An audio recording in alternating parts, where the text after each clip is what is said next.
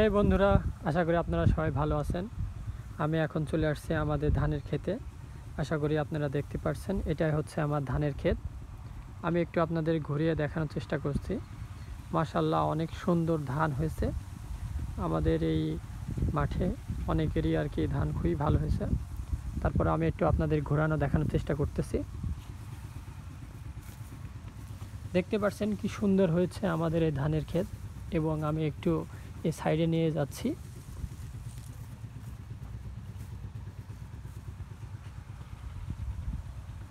এই মাঠে অধিকাংশই শুধু ধান, আর দূরে একটু ধনচি দেখা যাচ্ছে। আমি একটু আমাদের আর একটা ক্ষেত আছে, ওইখানে একটু নিয়ে যাচ্ছি, আপনাদের সাথেই থাকুন।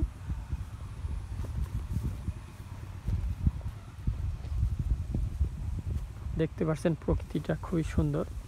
এই সাইডেও ধান আছে। এই হচ্ছে আমাদের ক্ষেত।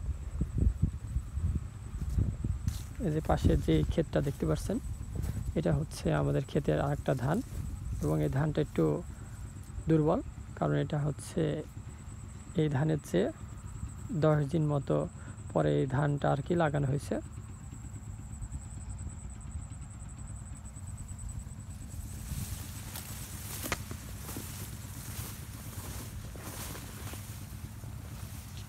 আশা করি বুঝতে পারছেন যে দুইটা ধানের পার্থক্য কী। আর আমি আজকে আসছি হচ্ছে মূলত ক্ষেতে সেচ দেওয়ার জন্য। অলরেডি এই ক্ষেতে সেচ দেওয়া হয়ে গেছে। দেখতে পাচ্ছেন যে পানি, শুধু পানি চলে আসছে। এটা তো প্রায় হা হা অবস্থা পানি। আমি একটু আপনাদের দেখানোর চেষ্টা করছি।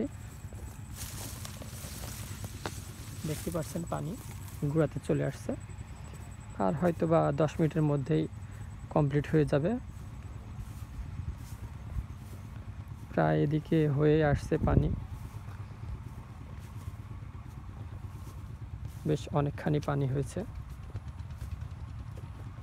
আশা করি এখন আমরা আমাদের মেশিনটা অফ করে দিলে হয়ে যাবে।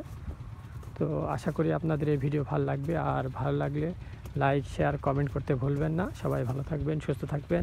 আল্লাহ হাফেজ।